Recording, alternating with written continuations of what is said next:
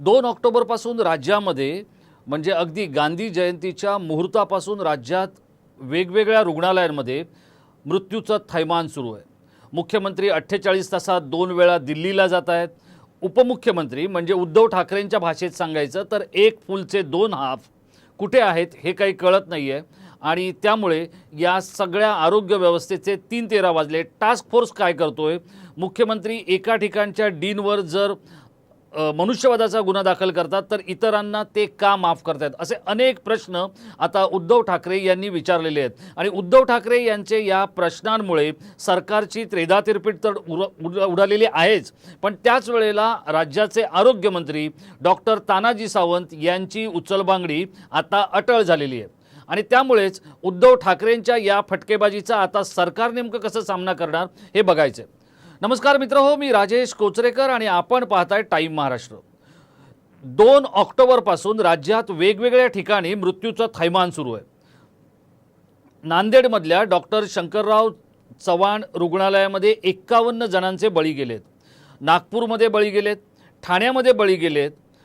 आणि या सगळ्या बळींची संख्या जर आपण पाहिली तर छत्रपती संभाजीनगरमध्ये, नागपूरमध्ये आणि कळव्यामध्ये जे डीन होते त्यांच्या बाबतीत वेगळा निर्णय घेतला गेला, पण नांदेडच्या डीनवर मात्र सदोष मनुष्यवधाचा गुन्हा दाखल करण्यात आलेला आहे। आज उद्धव ठाकरेंनी आपल्या मातोश्री या निवासस्थानी पत्रकार परिषद घेतली। त्याआधी सकाळी त्यांच्या मुखपत्रामध्ये म्हणजेच सामनामध्ये या सगळ्या आरोग्य व्यवस्थेचे उडालेले 3-13 अग्रलेखामध्ये मांडण्यात आले। आणि त्यानंतर उद्धव ठाकरेंनी जो समाचार घेतलेला आहे बघा, उद्धव ठाकरे यांना सरकारमधल्या दोन्ही लोकांनी म्हणजे उपमुख्यमंत्री, मुख्यमंत्री आणि भाजपने कितीही जरी वेगवेगळ्या नावांनी, वेगवेगळ्या गोष्टींनी, वेगवेगळ्या मुद्द्यांनी कोंडीत पकडण्याचा प्रयत्न केला तरी आज त्यांनी विचारलेल्या प्रश्नांची उत्तरं कदाचित फडणवीस, पवार आणि मुख्यमंत्री एकनाथ शिंदे यांच्याकडे बहुधा नाहीत हे आता स्पष्ट झालंय।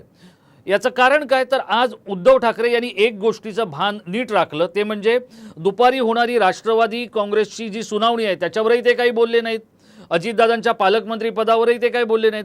त्यांनी लक्ष केलं ते मुख्यमंत्री उद्धव ठाकरेंना, आरोग्य विभागाला आणि एक फुलच्या 2 हाफना म्हणजे फडणवीस आणि पवारांना।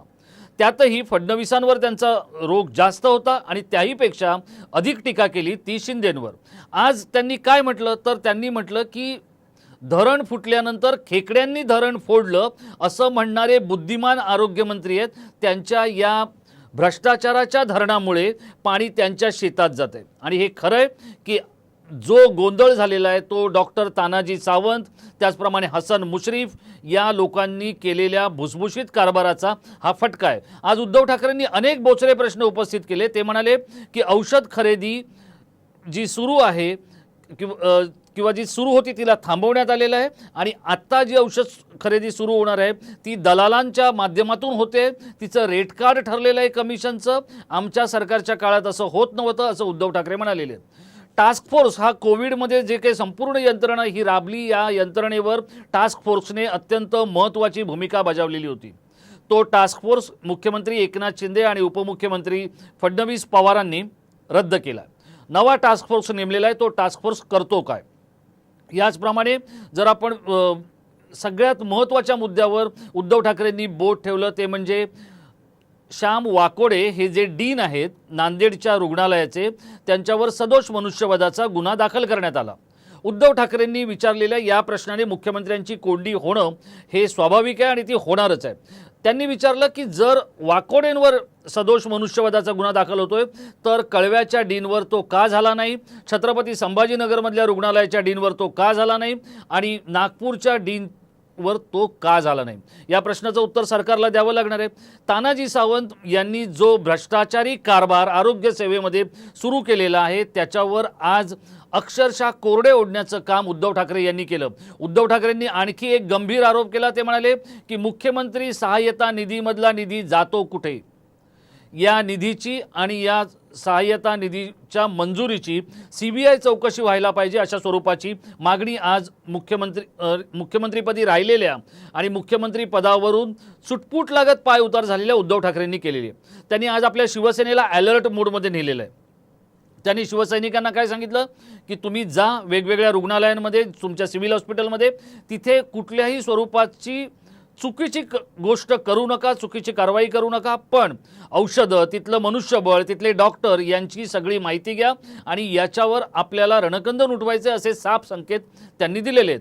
आता उद्धव ठाकरे यांच्या या संपूर्ण आक्रमक पवित्र्याचा सरकार कसा समाचार घेणार हे आपल्याला बघावं लागेल। याचं कारण असं आहे, 48 तासात मुख्यमंत्री दोनदा राजकीय कामांसाठी दिल्लीला जात आहेत। आजही ते दिल्लीला आहेत असं सांगितलं जात आहे। आज ते दिल्लीला आहेत, ते नक्षलवादाच्या विरोधात आहेत।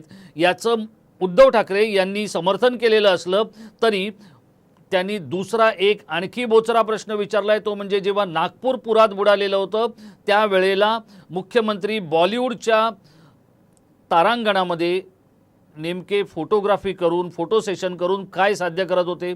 त्यांना या बॉलिवूडच्या तारांगणातून बाहेर पडावं असं का वाटलं नाही? आपल्या कुटुंबासहित ते गणपतीमध्ये या संपूर्ण खानावळीच्या मध्ये आणि या बॉलिवूडच्या सिताऱ्यांच्या मध्ये का रमले होते? असे अनेक प्रश्न आज उद्धव ठाकरे यांनी विचारले। उद्धव ठाकरे यांना हे पूर्ण माहीत होतं की आता सरकार हे लोकांच्या संतापाला किंवा लोकांच्या प्रक्षोभाला बळी पडणार आहे, लोकांचा प्रक्षोभ कमालीचा आहे। त्यावेळेला उद्धव ठाकरेंनी आपली दिशा किंवा आपला जो एकूणच मुलाखतीचा रोख आहे तो बदलणार नाही याची काळजी घेतली। त्यांनी आज दुपारी होणाऱ्या राष्ट्रवादीवर कोणती चर्चा केली नाही, त्यांनी शरद पवारांवर ते काही बोलले नाहीत, ते त्यांच्या पक्षावरही काही बोलले नाहीत। त्यांनी सांगितलं की आज मी फक्त आरोग्य सेवेवर बोलणार। आरोग्य सेवेच्या संदर्भात त्यांनी जो मुद्दा उपस्थित केला, टास्क फोर्स जर रद्द केला असेल, नव्या टास्क फोर्समध्ये जर लष्करी अधिकारी घेऊन तुम्ही त्याची नियुक्ती केली असेल तर या टास्क फोर्सला काम का दिलं नाही? अशा वेगवेगळ्या प्रश्नांनी त्यांनी सरकारला कोंडीत पकडलेले आहे। मुख्यमंत्री एकनाथ शिंदे आणि त्यांचे दोन हाफ म्हणजे फडणवीस आणि अजित पवार या दोघांचाही समाचार घेताना त्यांनी झुकतं माप हे अजित पवारांना दिलेलं आहे। तानाजी सावंत हे आजही उद्धव ठाकरे यांच्या संपर्कात आहेत आणि त्यामुळे त्यांच्यावर आक्रमकपणे हल्ला करण्याऐवजी या सिस्टीमवर हल्ला करणं किंवा तानाजी सावंतांच्या हातात असलेल्या आरोग्य सेवेवर हल्ला करणं त्यांनी उचित समजलं।